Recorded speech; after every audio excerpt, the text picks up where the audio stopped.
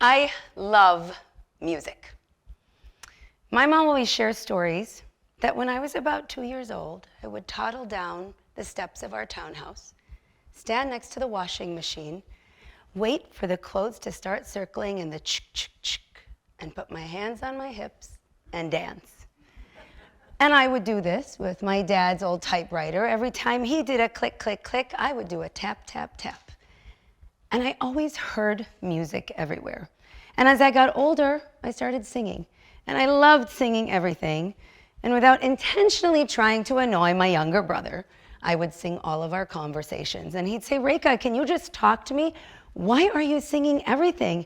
And I'd say, because I can, which annoyed him even more.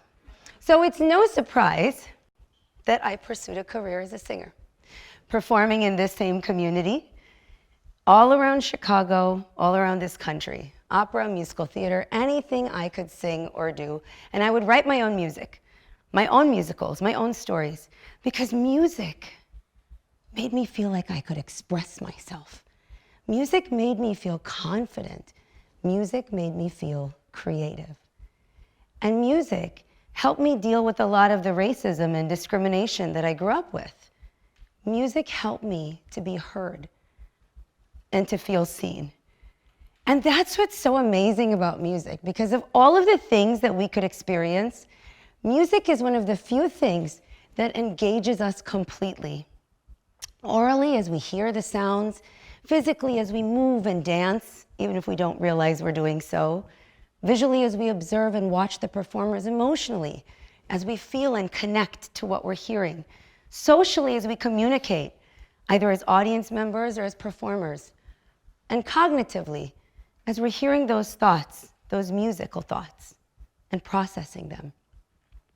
So while I was spending many hours every evening or night rehearsing and performing, my mom, as a teacher, for many years, pulled me into her classroom. She's like, come and sing with my students, play the piano, let's do some drama and dance. And that's when I fell in love with teaching young children. Because what I found was what music did for me, it did for them. And so off I went, teaching in public schools and private schools, having my own music studio where I didn't really make a lot of money, but I still loved it very much. And then off to New York City to get my doctorate in music education at Columbia, which was extraordinary because I had an opportunity to create a preschool music class. Now, I wasn't teaching these young children how to play the piano or read music notes.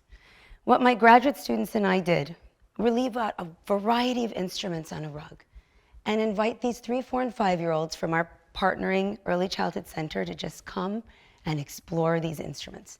Now, there was some pushback. You can't leave these expensive violins and drums with young children. They're going to damage it and ruin it. And I said, just wait. Let's see what they do. And what we observed was a 4-year-old child picking up a violin that he'd never held or seen before and gently plucking the strings and sharing those sounds with his friend. A child who barely spoke a word of English and was very shy and reserved in his class, picking up that drumstick and beating out a steady drum with the most confidence you've ever seen. And so I expanded my music teaching, taking my own love of musical theater into elementary schools and bringing musical theater to K through 6 classrooms. And what I observed were how children transformed the minute they put on a costume, how they loved the applause from the audience, how they cheered their classmate who was so shy, but transformed into a beautiful performer when she stood center stage. And I started to observe children more, not just as a teacher, but for my own research. What is this music that is within us? What is it that I'm observing? And so I would watch children in their natural environments and see a young girl at a playground swinging on her swing and improvising the most beautiful song. Or a group of children taking sticks and banging on rocks and trees, creating their own rock band. Or a child at the grocery store taking his legs in that low front seat up there and banging them in a steady rhythm against the metal bars. Maybe everybody else around him didn't enjoy it, but to him, that was music.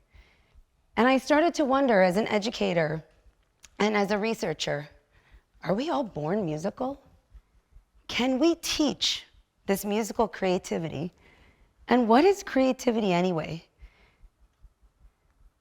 There are certainly many things we've heard today about what it means to be a creative person or live a creative life. And there are 100 different characteristics I could put up here.